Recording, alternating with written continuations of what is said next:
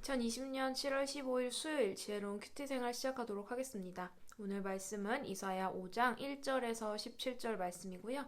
고등부 운동원들은 고등부 카톡방에 보내드린 이미지 참고하시면서 함께 말씀 나누면 좋겠습니다. 내가 사랑하는 사람에게 노래를 불러주겠다. 이는 그 포도원에 관해 노래한 것이다. 나의 사랑하는 친구가 기름진 언덕 위에 포도밭을 가꾸고 있었네. 그가 땅을 일구고 돌을 골라내어 가장 좋은 포도나무를 심었다네. 그 한가운데에 망대를 세우고 그 안에 포도주 틀도 만들었다네. 그는 거기에 좋은 포도가 열리기를 바랐지만 나쁜 포도가 열렸다네. 자, 예루살렘에 사는 백성아, 유다 사람들아, 나와 내 포도밭 사이에서 판단해 보아라. 내가 내 포도밭을 위해 무슨 일을 더 할 수 있겠느냐? 내가 할 수 있는 일은 다 했다. 좋은 포도가 열리기를 바랐지만 어찌하여 나쁜 포도가 열렸을까? 이제 내가 내 포도밭을 어떻게 할지 너희에게 일러주겠다. 내가 그 밭을 황무지로 만들겠다. 만군의 여호와의 포도밭은 이스라엘 민족이요 주께서 아끼고 사랑하는 나무는 유다 백성이다. 주께서 정의를 바라셨으나 압제뿐이었고 의로운 삶을 바라셨으나 고통의 부르짖음뿐이었다. 오호라, 다른 사람들이 집과 밭을 차지할 수 없도록 집에 집을 더하고 밭에 밭을 더하여 이 땅 가운데 홀로 살려한 너희에게 재앙이 닥칠 것이다. 오호라, 아침에 일찍 일어나 독한 술을 찾는 사람과 밤 늦도록 포도주에 취한 사람에게 재앙이 닥친다. 만군의 여호와께서 공정한 재판으로 영광을 받으시고 거룩한 하나님께서 의로운 일로 거룩함을 나타내실 것이다. 아멘.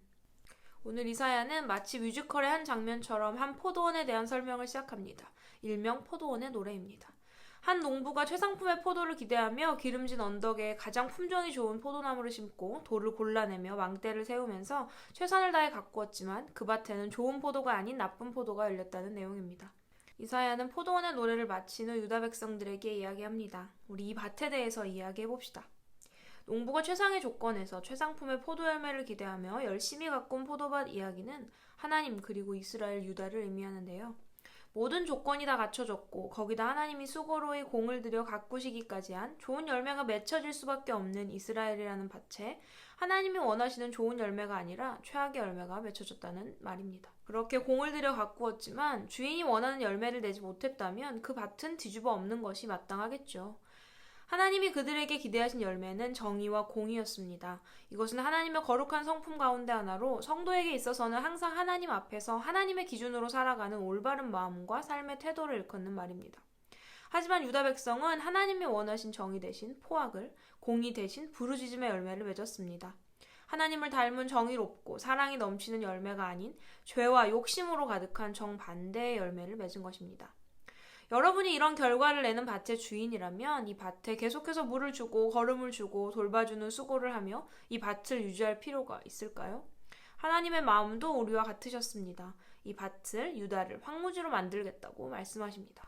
나쁜 포도들의 모습은 이렇습니다. 서로 땅을 차지하려 경쟁합니다. 이미 충분히 살 수 있을 만큼 가졌음에도 가난한 이들이 발 붙이고 살 공간을 빼앗습니다.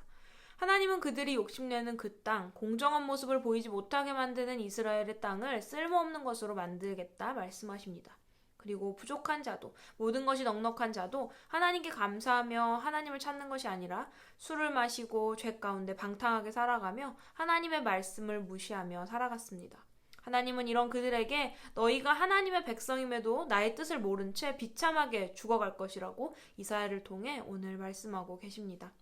하나님은 우리에게 좋은 열매를 기대하시는 분입니다. 하나님은 나쁜 것에서 좋은 것을 내어놓으라 하시는 분이 아니십니다.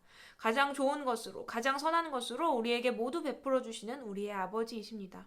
자신의 하나뿐인 아들 예수님을 우리에게 주실 정도로 우리라는 밭에 모든 것을 쏟아 부으시는 분입니다. 하지만 오늘 나는 하나님께 어떤 삶의 열매를 보여드리고 있습니까? 나의 삶의 열매는 하나님을 닮은 정의와 공의의 열매입니까? 나무의 가치는 열매로 증명되듯 우리의 가치 또한 삶의 열매로 증명될 것입니다. 우리의 삶에 하나님을 닮은 하나님의 말씀을 기준으로 하는 정의롭고 공의로운 사랑이 넘치는 열매들이 많이 맺혀지기를 소망합니다. 또한 우리 삶에 유다 백성들과 같은 모습이 없는지 우리는 자신을 늘 살피며 돌아보아야 할 것입니다. 우리에게는 실질적으로 가진 집이나 땅이 없기 때문에 이 말씀은 우리와 상관없다 생각될지도 모르지만 우리의 삶에서 이웃의 삶의 터전을 인정하는 모습은 반드시 필요합니다. 이것은 상대방의 감정이나 마음 또는 이웃이 맺고 있는 사람들과의 관계 등을 포함하는데요. 이 터전을 예의 없이 침범하거나 무너뜨리는 일이 없도록 우리는 늘 조심해야 합니다. 또한 우리가 몸담고 있는 사회는 쾌락과 사치를 즐기며 한 번 사는 인생의 주인은 너야. 세상의 모든 즐거움을 한 번쯤은 경험해 보아야 하지 않겠어? 라고 말할지라도 우리는 정의와 공의를 이루시는 하나님께 마음을 두므로 하나님의 백성임에도 하나님의 뜻을 모르게 된 유다 백성들과 같은 자리에 들어가지 않도록 늘 긴장하며 살아가야 할 것입니다. 우리가 살아가는 하루하루가 부족하고 연약함 투성일지라도 오직 하나님을 바라보고 그분의 말씀을 따라 살아가려고 노력한다면 우리의 삶은 그 어떤 화려하고 풍성한 삶보다 더 복되고 가치로운 삶이 될 것입니다. 하나님께 내가 드릴 수 있는 가장 좋은 열매를 드리는 운동원들의 하루가 되기를 소망합니다. 지혜로운 큐티 생활 43번째 시간이었습니다. 오늘도 함께 말씀 나눌 수 있어서 참 감사하고 행복합니다. 오늘의 댓글 당첨자 발표해 드립니다. 오늘의 당첨자는 4번, 7번입니다. 원래는 1번부터 5번 정도에 계속 머물던 숫자였는데요. 용기 내어 뒷번호로 가봅니다. 많은 참여 부탁드려요. 댓글 참여하시면 달란트 적립되는 거 알고 계시죠? 기존 댓글에는 2달란트, 해당 댓글에는 4달란트가 지급됩니다. 틈틈이 하나님 말씀 꼭 묵상하고 달란트도 꼭 받아가시기를 바랍니다. 이어서 오늘의 퀴즈 드립니다. 첫 번째. 이사야는 포도원의 노래라는 이야기를 소개해주고 있습니다. 이 이야기 속 농부, 밭은 각각 누구를 뜻하는지 적어보고 하나님의 기대와는 다르게 그들은 어떤 열매를 맺었는지 적어보세요. 두 번째, 하나님이 이스라엘 유다에게 기대하셨던 열매는 정의와 공의였습니다. 이 정의와 공의에 대해 오늘 말씀은 무엇이라고 설명하고 있습니까? 성경을 볼 때 문자적으로는 전혀 나와 상관없는 말씀인 것 같은 생각이 들 때가 있습니다. 하지만 우리의 모든 것은 하나님의 계획하심이 함께함을 믿으며 오늘 왜 하나님께서 나에게 이런 말씀을 주실까? 이 말씀은, 이 상황은 대체 나에게 무엇을 알려주시고자 하는 걸까?